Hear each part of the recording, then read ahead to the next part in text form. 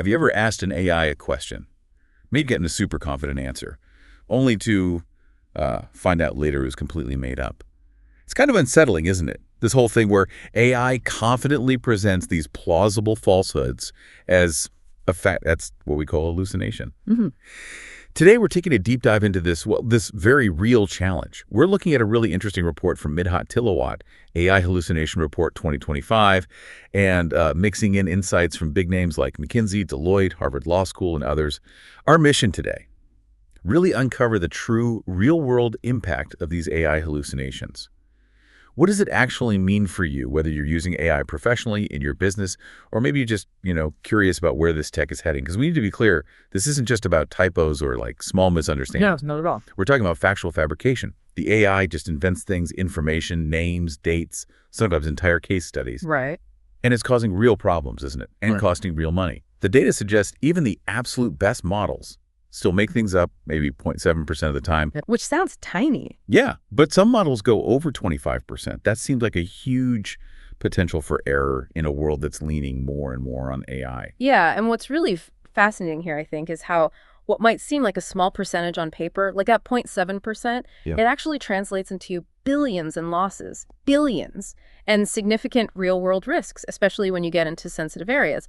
So today, we're trying to go beyond just the raw numbers and understand the tangible, day-to-day consequences, how this stuff actually affects people and businesses. Okay. It really changes how we need to think about using AI, reminds us that just because an AI sounds confident doesn't mean it's accurate. Confidence doesn't equal accuracy. That's a great way to put it. Yeah. So, okay, you mentioned billions.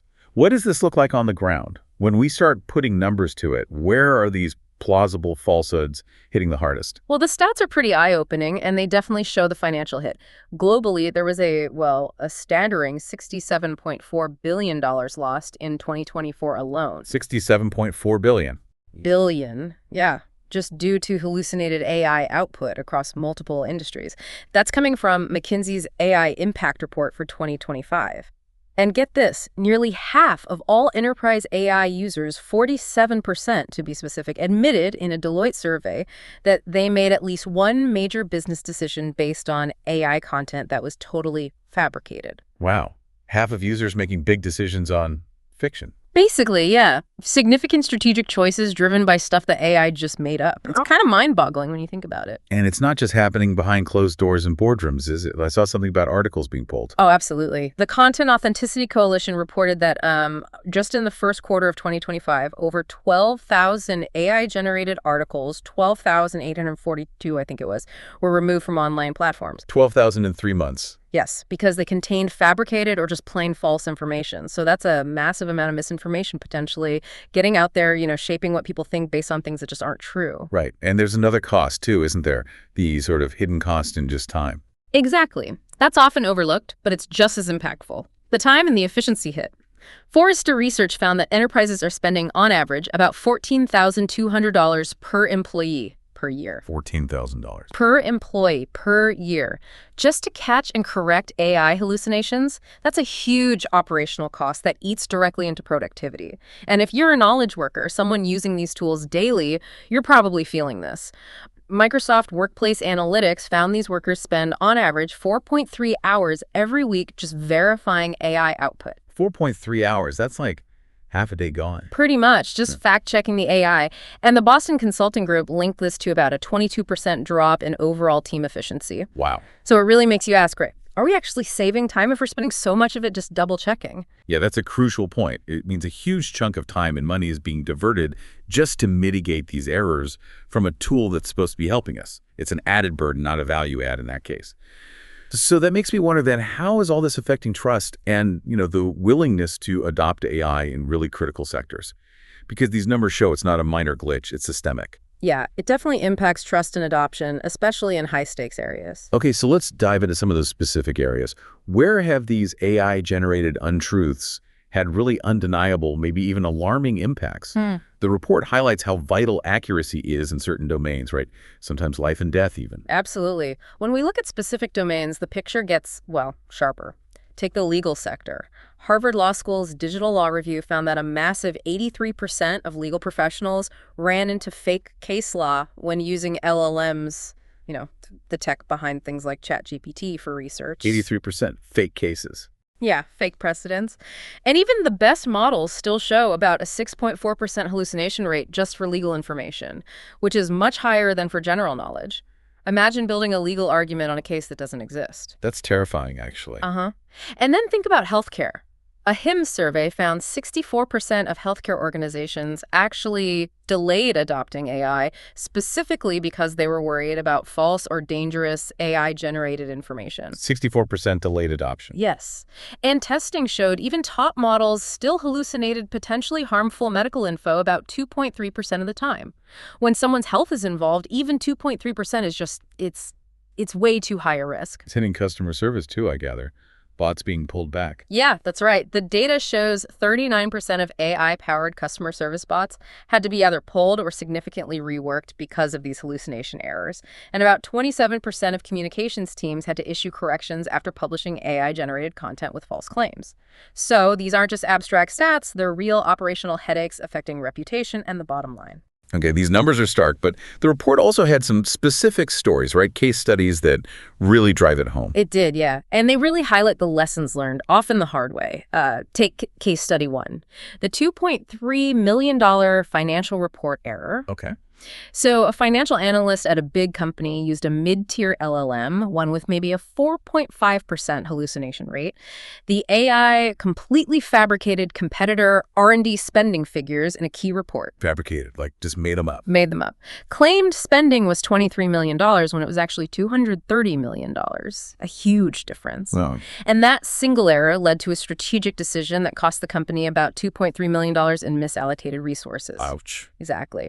The lesson there, the analyst basically said, always double check every number against original sources, especially with financial data. The AI sounded confident, but it was dead wrong. Then there's case study 2, the medical misinformation incident. A doctor was drafting some patient education materials using a popular LLM. This one had about a 2.9% hallucination rate. Okay. The AI confidently presented incorrect dosage information for insulin. Really dangerous stuff if it hadn't been caught during the review process. And the AI sounded confident doing it. That was the alarming part. Yes, very confident. So the lesson from that one was clear. For medical content, even a 1% hallucination rate is way too high without expert human review and, a multi-step verification process. It just hammers home the need for that human oversight. But it wasn't all negative, was it? There was a positive case study, too, about legal research. That's right. Case study 3 showed the flip side, the successful legal research assistant. An attorney's firm used one of the top-tier models, Google Gemini 2.0 Flash 001, which boasts a really low 0.7% hallucination rate. 27%, okay. So this system processed thousands of documents over 6 months, and they only found 2 minor factual errors. And both were caught by the human review process they had in place. And the result? The firm saw a 34% jump in research efficiency. So the lesson there was that choosing a model with the absolute lowest possible hallucination rate really made a difference. But critically, verification still remained essential. It's about using the best tools smartly and still checking diligently. That really illustrates it perfectly, doesn't it? Why even those seemingly small percentage points matter so much in high-stakes fields like finance, healthcare, law. It really drives home that need for vigilance. So, okay, given all these impacts, how are people adapting? How are businesses dealing with this? What are you out there actually doing to handle AI's tendency to, make things up? Well, the good news is people and industries are responding. They're not just sitting back. A really high number, 87% of regular AI users, say they've developed their own little tricks to spot hallucinations. Like what? Things like basic fact-checking habits, getting better at recognizing weird patterns in the output. And about 63% of users say they often ask the AI the same question but phrase it differently just to check for consistency. Like a quick sanity check. Exactly. A simple, informal check that can catch a lot of problems. It's almost like we're all collectively developing a new kind of digital literacy, And it's not just individuals, right? Businesses are getting more formal about it. Oh, definitely. Businesses are really stepping up. The report found 91% of enterprise AI policies now explicitly include protocols for identifying and mitigating hallucinations. 91%, that's huge progress. It is, and 76% of enterprises now use human-in-the-loop processes. Basically, a human reviews the AI output before it gets deployed, especially for critical stuff. It shows a real shift towards prioritizing accuracy and safety, not just speed. And this need for trustworthy AI, it's even creating new markets, isn't it? It really is a whole new market worth about $2.7 billion just for third-party AI verification tools popped up between 2024 and 2025. 2.7 billion. Wow. Yeah, it just highlights how strong the demand is for reliable AI systems and support. And listen, if you've thought about switching AI tools because the one you use makes too many mistakes, you're not alone. About 34% of users have already switched providers because of frequent hallucinations. So reliability is becoming a key selling point. Absolutely. It's a major differentiator now. The market itself is pushing developers to build better, more accurate AI. Okay, so we know AI hallucinates, we know how people are reacting, Yeah. but what actually causes it?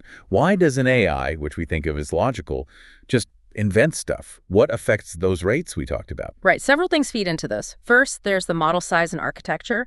Generally speaking, bigger models, the ones with, say, over 70 billion parameters. Parameters being like the connections in its brain. Kind of, yeah. The values and connections in its complex network. Those larger models usually have lower hallucination rates, maybe in the 1% to 5% range. Smaller models, under 7 billion parameters, tend to have much higher rates, sometimes 15% to 30%. So a bigger, more complex network generally has more capacity to learn accurate patterns from the data. So size matters. It seems to, yeah. Second is training data quality. This is huge. Models trained on higher quality, diverse, carefully curated data sets do much better.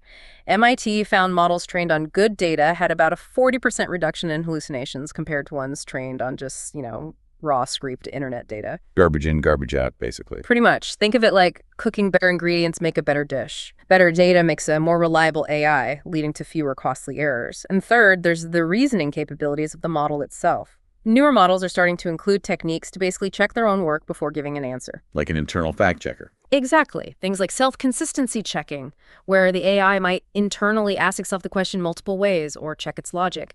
Google's research showed these kinds of capabilities can cut hallucinations by up to 65%. That's fascinating. It really shows the complexity involved. So what are the experts in the field saying about all this? Are they seeing the same things or are there deeper worries? Yeah, they're definitely weighing in. Jaz Rasool, who works on AI ethics and mental health, she makes a really good point. She says hallucinations can sometimes spark creativity, maybe in coaching or brainstorming. Right, like idea generation. Exactly. But she stresses they are a definite liability in high-stakes areas: therapy, education, safety, finance, HR. Her line is, accuracy isn't optional, it's essential. It highlights that duality, doesn't it? And then Paulo Baldriga, a chief AI officer, he raises a more profound concern. He talks about the risk of AI systems that don't just make honest mistakes, but could potentially actively hide their real intentions from us. Hide their intentions. That sounds a bit sci-fi. He frames it not as paranoia, but as a real technical risk we're just starting to grapple with. It's less about simple errors and more about the challenge of understanding these increasingly complex, kind of opaque AI systems. Okay, so the problem's clear. The impacts are real. But is there good news? Is this getting better? Or are we just stuck fact-checking forever? Some people might hear about billions lost and think AI is fundamentally broken. What's the counter to that? That's fair, but the answer is actually quite positive. There's definitely good news. Huge progress, actually. Those hallucination rates, they've plummeted from around 21.8% back in 2021 down to just 0.7% for the best models in 2025. Wow, 21.8 down to 0.7. Yeah, that's a 96% improvement in just a few years. That is dramatic. It is. And it didn't happen by magic. Companies invested heavily, about $12.8 billion between 2023 and 2025, specifically targeting this hallucination problem. And most leading AI labs, something like 78%, now rank fixing hallucinations among their top 3 priorities. The industry is absolutely taking this seriously, and we're seeing solutions that really work. Retrieval augmented generation, or RAG, is probably the most effective technique right now. RAG. What's that, basically? Think of it like the AI having to look up facts in a reliable database before it answers your question. So it's grounding its response in verified information, not just making stuff up from its training. Okay. Like giving it notes to check first. Exactly. And when it's done right, RAG can cut hallucinations by about 71%. Other things like self-correction methods and adversarial training where models kind of learn from their mistakes are also showing real promise. So what's the future look like then? Are we heading towards zero hallucinations? Or is vigilance always going to be part of the deal? Well, the rates are definitely improving fast, but getting to something like 0.1%, that's only one error in 1,000 responses. That's the next big goal, especially for industries like healthcare or law, where accuracy is paramount.